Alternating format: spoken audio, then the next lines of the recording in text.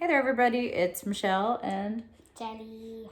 we are in our homes, like many of you, like all of our viewers, and we have another book that we wanted to read today. It is Learning to Ski with Mr. Magee by Chris Van Dusen. One winter morning at 6:53, Mr. Magee and his little dog Dee woke to fresh snow and a beautiful sky and decided it's time to give skiing a try.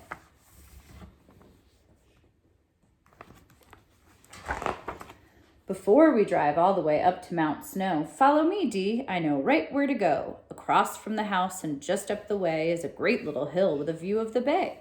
We'll practice up there till we learn how to ski. Then we'll head for the mountain, said Mr. Magee.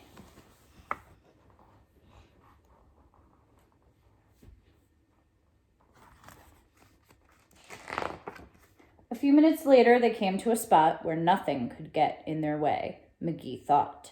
So he put on his skis, Dee hopped in the pack, and with poles in his hands and his dog on his back, he inched to the edge very slowly until his skis teeter-tottered, then started downhill.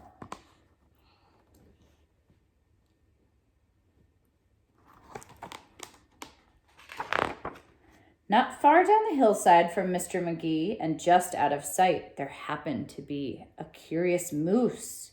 He was out on search for the succulent sticks of the great northern birch. Then he spotted a tree, the biggest he'd seen, on the opposite side of a gaping ravine.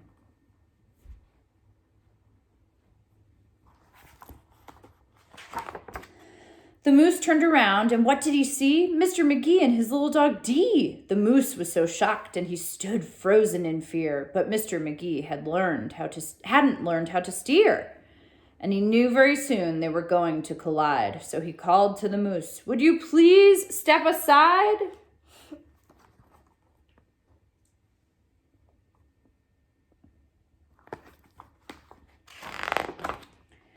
But the moose didn't move, so Magee yelled, "Duck!" And that was the moment they ran out of luck, because while they were sliding right under the moose, the tips of the skis snagged the log of a spruce.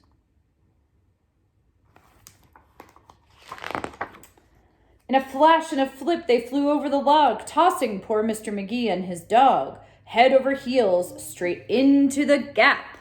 Look at Dee. Oh, look at Dee. Oh, what's Dee doing? What's Dee doing? Covering his eyes. Covering his eyes. Oh. When the ends of the skis came down with a slap, so there they were stranded, Magee and his pup, across a ravine 100 feet up. So now they're upside down, hanging over the ravine by their skis. They hung there, suspended, not making a sound. When the moose came back, he looked all around. He didn't see Dee or Magee. But what's this? And a bridge to the birch above the abyss.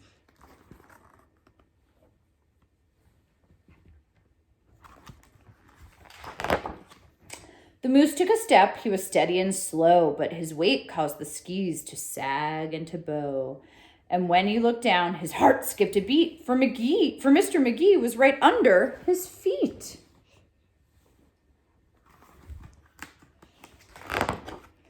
With a snort, the moose leapt. The skis went spring.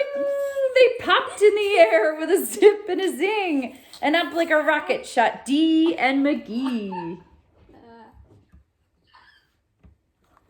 That's really funny. Landing feet first, just as safe as can be. Look at his hat. Charlie likes that his hat's flying off his head. Well, that was exciting, said Mr. Magee, but I'm not really sure we learned how to ski. I think that I might need a lesson or two. I think that perhaps it's the best thing to do. And when we get home, he said with a smile. Oh, there they are walking down the mountain. We'll let someone else use the skis for a while. Who gets to use the skis, Charlie? The snowman. The snowman. Okay. Charlie, can you wave to everybody? Bye-bye. Say, we miss you. We missed you. We hope you enjoyed the story. We hope you enjoyed the story. Take care, everybody.